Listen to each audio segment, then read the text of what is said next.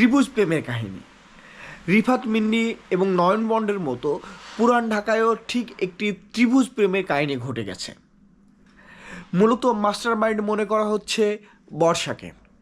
বর্ষা যেমন মিন্নি যেমন master mind ছিল রিফাত এবং নয়ন বন্ডের প্রেমের, ঠিক এখানেও এ ধারণা করা হচ্ছে বর্ষাই মাস্টার মাইন্ড।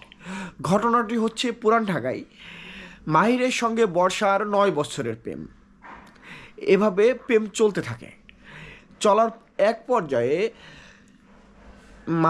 বর্ষার বাসায় জুবায়ের টিউশনিতে আসে।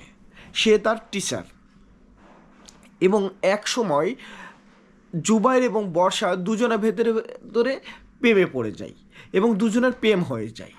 এভাবে প্রেম চলতে থাকে। ওইদিকে মাহির ব্যাপারটি সহ্য করে না এবং ব্যাপারটি বর্ষার সাথে বলে যে তুমি এটা কি করলে, তুমি কেন আমাকে ছেড়ে তুমি জুবাইরের কাছে চলে গেলে।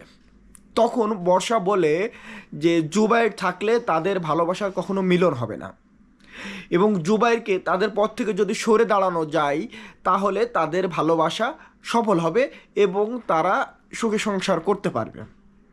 সেজন্য বর্ষা এবং মাহির দুজন মিলে প্ল্যান করে যে কিভাবে জুবাইরকে হত্যা করা যায়।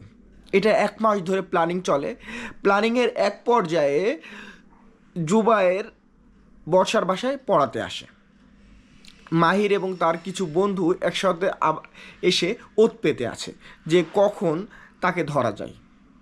যখন হয়তোবা তাকে সিগন্যাল দিয়েছে, তারপর মাহির এসে জুবাইরের উপর আঘাত করে। জুবায়ের একসময় আহত হয়ে পড়ে। তারপর সে ছটফট করতে শুরু করে। তারপর সে দোতলায় আসে। দোতলায় এসে দেখে কেউ নাই। তারপর সেই বিল্ডিংয়ের 3 তলায় ওঠে। 3 তলায় উঠে দেখে ওখানে বর্ষা আছে। বর্ষার কাছে বলেছে আমাকে বাঁচাও, আমাকে প্রাণ ভিক্ষা দাও। বর্ষা কোনোভাবেই নত হয় না এবং এক পর্যায়ে জুবায়ের মৃত্যুর কোলে ঢলে পড়ে। পরবর্তীতে পুলিশের জিজ্ঞাসাবাদে বর্ষা এবং মাহির পুরো ঘটনাটি স্বীকার করে। তারা এভাবে জুবায়েরকে হত্যা করে। এটা কোনো পলিটিক্যাল না, কারণ জুবায়ের বিএনপির একজন নেতা। এজন্য অনেকেই ধারণা করছে এটা ব্যাপারটা কি পলিটিক্যাল। ব্যাপারটা আসলে পলিটিক্যাল না, এটা মিন্নির মতোই ঘটনা। নয়ন বন্ড এবং রিফাত নিয়ে যে ঘটনা সারা বাংলাদেশ ছয়লাভ হয়েছিল, ঠিক সেই ঘটনাটি পুনরাবৃত্তি ঘটেছে পুরান ঢাকায়। ত্রিভুজ প্রেমের কাহিনী। আমি বর্ষাকে দেখলাম, বর্ষার চেহারা যে আহামরি খুব সুন্দর এই ব্যাপারটা তা না, কিন্তু আসলে প্রেমের মরা তো কী ঘটেছে যারা প্রেমে পড়ে তারাই জানে যে কি কারণে এই ঘটনা ঘটলো। বর্ষা ছাড়া হাজার হাজার সুন্দরী মেয়ে আসে, কিন্তু না, ওই বর্ষার প্রেমেই তারা দুজন পড়েছে।